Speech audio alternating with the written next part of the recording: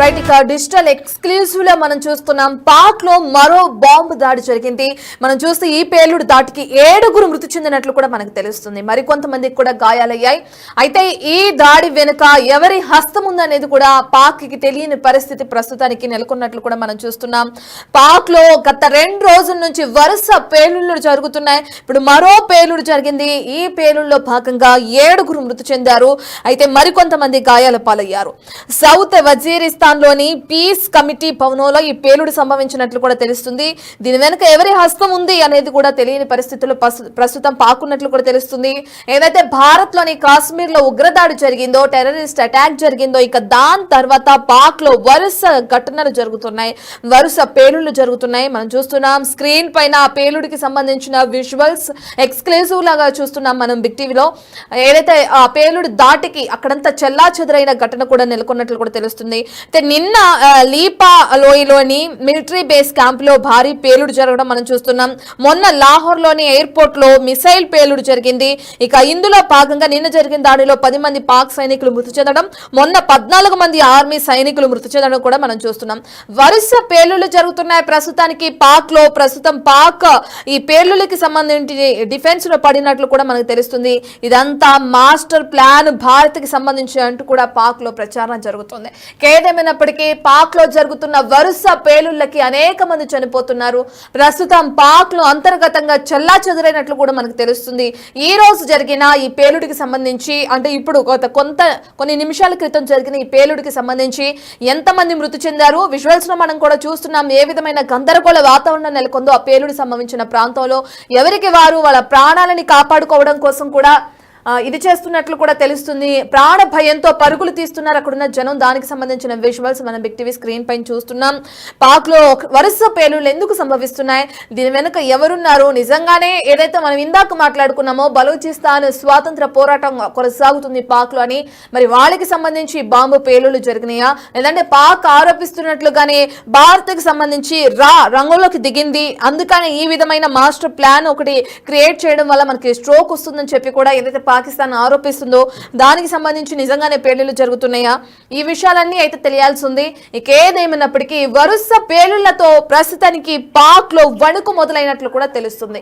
మొన్న ఒక పేలుడు జరగడం, దానికి సంబంధించి కొంతమంది పాక్ సైనికులు మృతి చెందడం, ఇక నిన్న పేలుడు జరిగింది, దానికి సంబంధించి కొంతమంది మళ్ళీ పాక్ ఆర్మీ సైనికులు చనిపోవడం చూస్తున్నాం. ఇక ఈ రోజు మరో 7 చనిపోయారు. ఆ 7 సామాన్య ప్రజల లేదంటే పోలీస్ సిబ్బంది ఎవరైనా ఉన్నారా, ఆర్మీకి సంబంధించిన వ్యక్తులు ఎవరైనా ఉన్నారా అందులో అనేది తెలియాల్సింది. ఇక ఎంతమంది గాయపడ్డారు, మృతుల సంఖ్య ఇంకా ఎంతవరకు పెరిగే అవకాశం ఉంది అనే డీటెయిల్స్ కూడా తెలియాల్సింది. ఈ విషయాలన్నిటినీ బయటికి రానివ్వకుండా పాక్ ఎక్కడికక్కడ జాగ్రత్త పడుతుంది. అసలు నిజంగానే పాక్ లో ఏం జరుగుతుంది, పాకిస్తాన్ అంతం మొదలైందా అనే విధంగా కూడా ఈ పేలుళ్లన్నీ సంభవిస్తున్నాయి. అసలు ఈ రోజు జరిగిన పేలుడికి సంబంధించిన డీటెయిల్స్ అందించడానికి మా ప్రతినిధి శివ అందుబాటులో ఉన్నారు. రైట్ శివ, మనం చూస్తున్నాం ఈ రోజు జరిగిన పేలుడికి సంబంధించి 7 చనిపోయారనే వార్త తెరపైకి వస్తుంది. ఇంకా ఎంతమంది చనిపోయే అవకాశం, అంటే మృతుల సంఖ్య పెరిగే అవకాశం ఇంకా ఎంత ఉండొచ్చు అంటారు? ఈ పేలుడు వెనక ఎవరున్నారు అనేది మెయిన్ క్వశ్చన్ మార్క్. శివ, ఎవరున్నారు అనుకోవచ్చు అంటారు? పాకిస్తాన్ లో రోజు రోజు కూడా పేలుళ్ళు అనేవి ఎక్కువైపోతున్నాయి. గతంలో బలూచిస్తాన్ లో కూడా ఇటీవల పాకిస్తాన్ సంబంధించిన ఆర్మీ చెక్ పోస్ట్ పైన దాడికి తెగబడింది ఆర్మీ బేస్ పైన కూడా. ఇప్పుడు మరోసారి పాక్ లో మనం పేలుడు సంబంధించి దీంట్లో 7 చెందారు. సౌత్ వజీరిస్తాన్ లోని పీస్ కమిటీ భవనంలో ఈ పేలుడు సంబంధించినట్టు తెలుస్తుంది. ఈ పేలుడు ఘటన 7 మృతి చెందారు. మరికొంతమందికి కూడా తీవ్ర గాయాలయ్యి, మరికొంతమంది విషయమైన నేపథ్యంలో మృతుల సంఖ్య పెరిగే అవకాశం ఉన్నట్టు తెలుస్తుంది. దీని మధ్య ఎవరి హక్కు ఉంది అనేది కూడా పోలీసులు తెలియదు కూడా చెప్తున్నారు. కాశ్మీర్ ఉగ్రదాడి తర్వాత పాక్ లో వరుసగా ఈ ఘటనను చోటు చేసుకోవడం పట్ల పాకిస్తాన్ ప్రజలు ఆందోళన వ్యక్తం చేస్తున్నారు. నిన్న లీపాలో మిలిటరీ బేస్ క్యాంప్ లో కూడా భారీ పేలుడు సంభవించింది. మంటల్లో కాలిపోయిన ఈ ఆర్మీ వాహనాలకు సంబంధించి కొన్ని ఆర్మీ యుద్ధ వాహనాలు కూడా మంటల్లో కాలిపోయినాయి.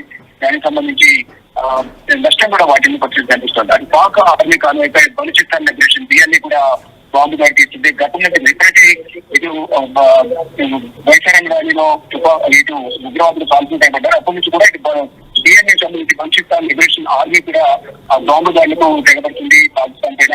ఈ దాడిలో 10 మంది పాకిస్తాన్ సైనికులు కూడా మృతి. ఇక మన లాహోర్ లోని ఎయిర్పోర్ట్ కూడా మిసైల్ పేలింగ్ జరిగింది. ఈ ఘటనలో కూడా 14 మంది ఆర్మీ సైనికులు మృతి చెందారు. వయసు పేలిన మొత్తం పాకిస్తాన్ డిఫెన్స్ లో పడింది. ఇదంతా కూడా భారత్ మార్కెట్ స్ట్రోక్ అంటే కూడా పాక్ లో ప్రచారం కొనసాగుతుంది.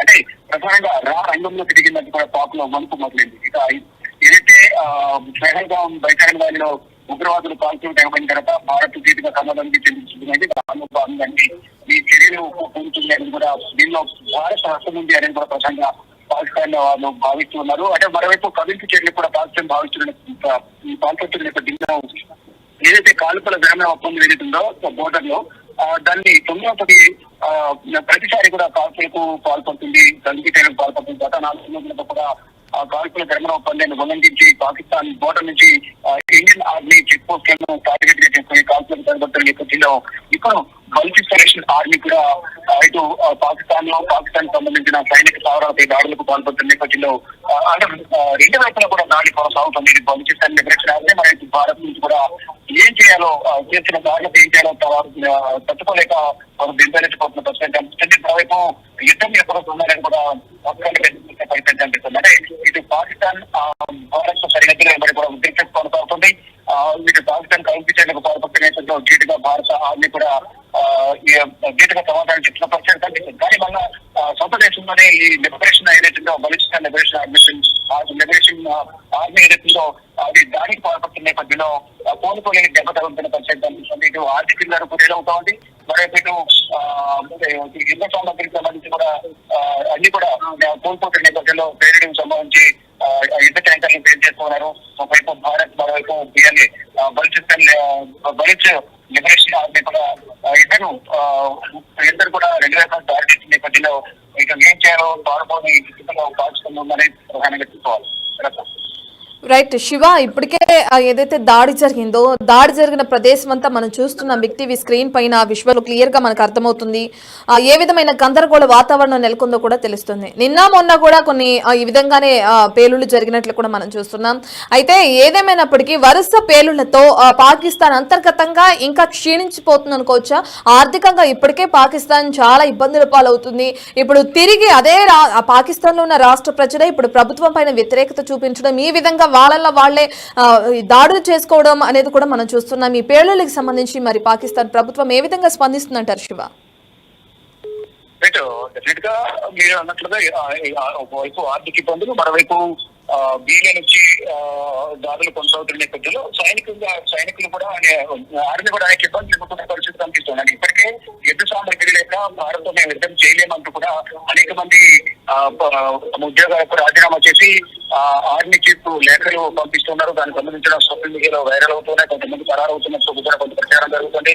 ఆయన ఆర్మీ చీఫ్ ఇప్పుడు అందుబాటులో లేరు, ఆయన బంకర్లో దాక్కున్నారంటూ కూడా కొంత ప్రచారం జరుగుతుంది. ఇప్పుడు ఈ నేపథ్యంలో పోలీస్ లిబరేషన్ ఆర్మీ కూడా దాడులు కొనసాగిస్తున్న నేపథ్యంలో ఇటు పాకిస్తాన్ ఆర్మీకి సంబంధించి అనేక ఇబ్బందులు ఎదుర్కొనే అవకాశం ఉంది. కాబట్టి ఇప్పుడు ఈ సమయంలో ఒకవేళ భారత్ యుద్ధం ప్రకటిస్తే మాత్రం ఎదుర్కోవడం చాలా కష్టమనేది కూడా పాకిస్తాన్ ప్రజలు భావిస్తున్నారు. కానీ పాకిస్తాన్ ప్రభుత్వం మాత్రం లేకపోతే గాంభీర్యం ప్రదర్శిస్తూ విషయం తిమ్ముతున్న పరిస్థితి కనిపిస్తుంది. అనేక విమర్శలు చేస్తుంది. మా దగ్గర న్యూక్లియర్ బాంబులు ఉన్నాయి, అణుబాంబులు ఉన్నాయి, వీటన్నిటితో భారత్ పేల్చేస్తామని పైకి లేకపోతే కలుగుతున్నప్పటికీ కూడా అంతర్గతంగా కానీ గ్రౌండ్ లో చూసుకుంటే కనుక అక్కడ సొంత దేశానికి సంబంధించిన సైనికులే రాజీనామా చేసి భయపడి వెళ్ళిపోతున్న పరిస్థితి కనిపిస్తుంది. దీన్ని బట్టి పాకిస్తాన్ ఇంకా రాను ఎంత దిగజారిపోయే అవకాశం కనిపిస్తుంది. అక్కడ ఆర్మీ పరంగా కానీ అక్కడ ఒకవేళ ఇబ్బంది చేయాల్సి వస్తే ఎవరు కూడా అందుబాటులో లేని పరిస్థితి కనిపిస్తూ ఉంది. మరోవైపు ఆర్థికంగా కుదేరైంది. ఇటు యుద్ధ సామగ్రి కూడా సరైన యుద్ధ సామగ్రి లేక బెంబెలెత్తిపోతున్న పరిస్థితి కనిపిస్తోంది. Right, thank you Shiva. Right, ఇక మనం చూస్తున్నాం స్క్రీన్ పైన ఏదైతే విజువల్స్ లో క్లియర్ గా అర్థమవుతుంది. 2-3 రోజుల నుంచి కూడా పాక్ లో అనేకమైన చోట్ల ఈ విధంగానే బాంబు దాడులు జరుగుతున్నాయి, వరుస పేలుళ్లు జరుగుతున్నాయి. దీనికి సంబంధించి మరి పాక్ ఏ విధంగా స్పందిస్తుందనేది తెలియాల్సింది. అంతర్గతంగా ఒకవైపు అటు బలూచిస్తాన్ నుంచి ఇటు సింధు రాష్ట్రానికి సంబంధించి నీటి వివాదం తెరపైకి వచ్చింది. బలూచిస్తాన్కి సంబంధించి వాళ్ళకి స్వాతంత్రానికి సంబంధించిన ఇష్యూ ఎప్పటి నుంచో కొనసాగుతుంది. ఒకవేళ అంతర్గతమైన ఇష్యూస్ క్లియర్ చేసుకోకపోతే పాక్ ఇతర దేశంతో ఏ విధంగా పోరాడుతుందనేది కూడా తెలియాల్సిందే. ఇదంతా పక్కన పెడితే వరుస పేలుళ్లతో పాక్ లో ప్రస్తుతానికి ఆందోళనకర వాతావరణం నెలకొంది. అక్కడున్న ప్రజలు కూడా భయప్రాంతులకు గురవుతున్నారు. వరుస పేలుళ్లతో అనేక మంది చనిపోతున్నారు. నిన్న మొన్న జరిగిన పేలుళ్లలో అటు పాక్ ఆర్మీ జవాన్లు మృతి చెందారు, ఆర్మీకి సంబంధించిన వ్యక్తులు చనిపోవడం జరిగింది. ఇక ఈ రోజు జరిగిన కొద్ది నిమిషాల క్రితం జరిగిన ఈ దాడిలో ఏదైతే ఈ పేలుళ్లో 7 మృతి చెందినట్లు తెలుస్తుంది. ఇంకా మరికొంతమంది గాయపడ్డారు. చనిపోయిన 7 ఎవరు అనేది డీటెయిల్స్ కూడా వాళ్ళ డీటెయిల్స్ తెలియాల్సింది. పాక్ లో వరుస పేలుళ్లకి సంబంధించి దాని వెనుక ఎవరున్నారు, ఎవరి హస్తం ఉంది అనేది కూడా ప్రస్తుతానికి పాక్ లో ఒక క్వశ్చన్ మార్క్ గా నెలకొన్నది కూడా మనం చూస్తున్నాం.